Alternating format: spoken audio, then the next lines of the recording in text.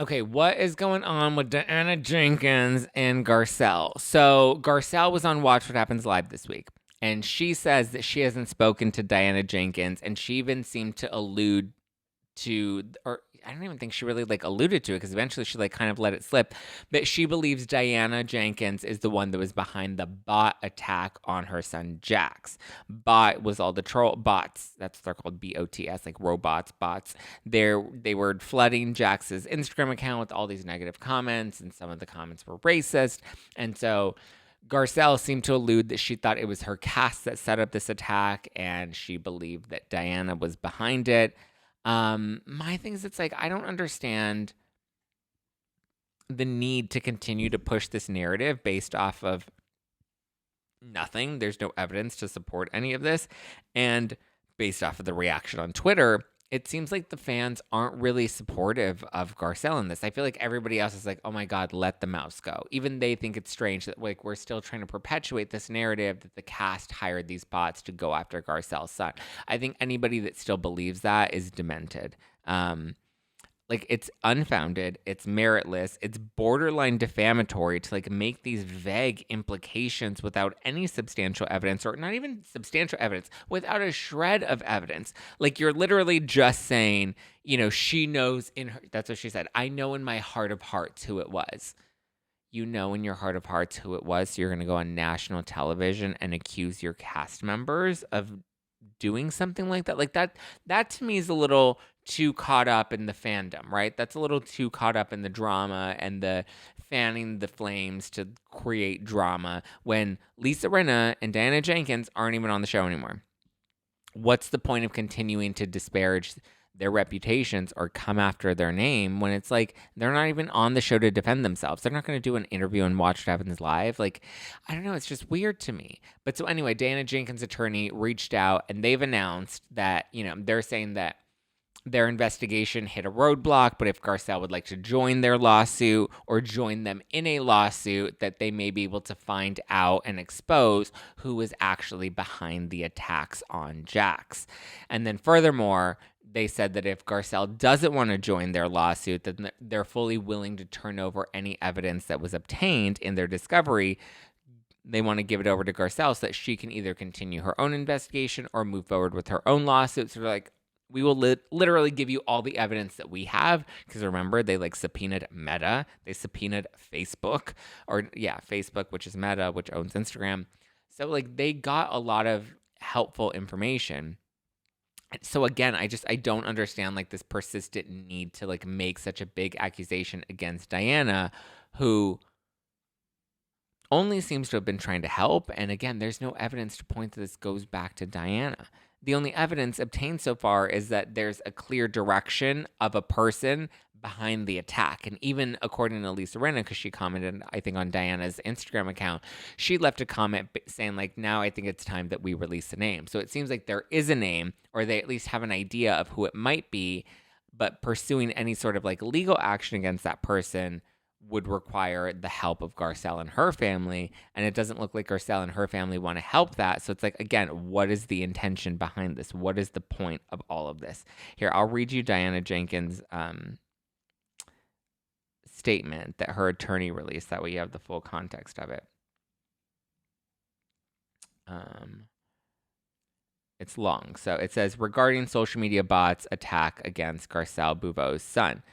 Dear Miss Johnson, we understand that you are the legal representative of the actress and the Real Housewives of Beverly Hills cast member Garcelle Beauvaux.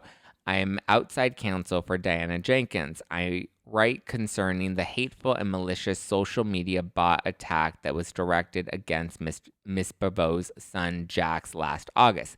We cannot even begin to imagine the hurt, stress, and harm it caused Miss Beauvaux's son, Miss Beauvaux, and the rest of your family. We know that Miss Beauvaux and Miss Jenkins have had their differences, but Miss Jenkins had absolutely nothing to do with that deplorable conduct. Indeed, as Miss Beauvaux is aware, Miss Jenkins has filed a lawsuit and spent tens of thousands of dollars trying to find out who was responsible. Through this lawsuit, Ms. Jenkins has received the available subscriber information for the Instagram accounts that posted on Jax's Instagram page. This has led to one promising lead as to one of the perpetrators, but we have run into a roadblock confirming that lead and identifying the other perpetrators, as the court has denied our request for additional discovery to identify the wrongdoers. We believe that we would be able to get this additional discovery if Ms. Bouveau would join the lawsuit. Additionally, accordingly, we ask if Ms. Bouveau would be willing to join the lawsuit. Oh, they're asking if she would join the lawsuit. If Ms. Bouveau does so, Ms. Jenkins would cover all expenses. So Dan is even saying, I will pay for everything to do this lawsuit to help you get closure for your son. Alternatively, if Ms. Bouveau did not wish to join Ms. Jenkins' lawsuit, Ms. Jenkins is willing to share her investigation findings thus far. We understand from the reunion show and media coverage that Ms. Bouveau is conducting her own investigation. We believe that Ms. Jenkins would find Ms. Jenkins' investigation findings thus far of assistance. Please let us know if either option is of interest, Ms. Bouveau. We are happy to discuss these two options or alternative options that will lead to identifying who directed the hateful attack against Ms. Bouveau's son.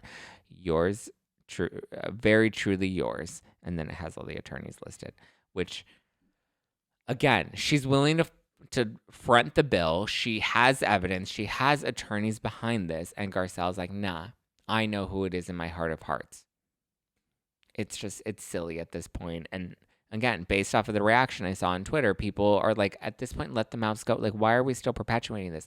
I'm very curious to see what the new season brings, as Garcelle also said when addressing Kyle and Mauricio's marital issues. She says that Kyle's marriage is a center focus of the season, and that she and Sutton, as in Garcelle and Sutton, they're the two that have a lot of questions because they have a lot of suspicions.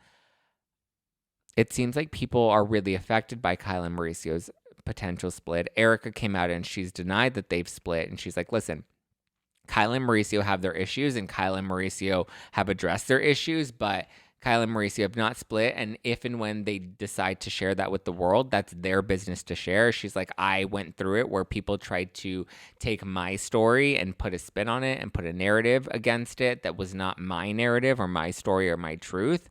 And rather than taking my word, they got caught up in salacious gossip, and that wasn't fair to me. So I'm going to give Kyle and Mauricio the grace and the space to be able to address these issues in their own time, on their own terms, which I think is, as a friend, yeah, that's amicable. But my point is, people are so affected by Kyle and Mauricio's split that I'm curious if that means the audience will turn on Garcelle and Sutton. Because, listen, the audience, as loyal as they can be, they can turn on you in a quick second. We've seen it happen many times. And I don't know if they're going to be able to actually not be the villains. Somebody needs to be the villains. And I think they may end up being the bad guys this season, coming for Kyle and Mauricio's marriage, especially since people are tired of the Diana Jenkins narrative. And the season's already been filmed. So Garcelle can't take that reaction and then pivot into something else as filming goes on. So guess we'll have to see. For more tea, be sure to hit the subscribe button, smash the like button on your way out, and hit that little bell button if you want the notifications to be popping up in your notifications to let you know that the tea is here and the tea is hot. You can follow me and keep up with me personally at Just Plain Zack, or get all the latest tea on Instagram at No Filter with Zack, and catch new episodes of the No Filter with Zack Peter podcast every Monday, Wednesday, and Friday on all podcast platforms. And then live streams every Tuesday and Thursday here on the YouTube. All right, guys, I'm Zack, and I love you. Okay, ciao for now.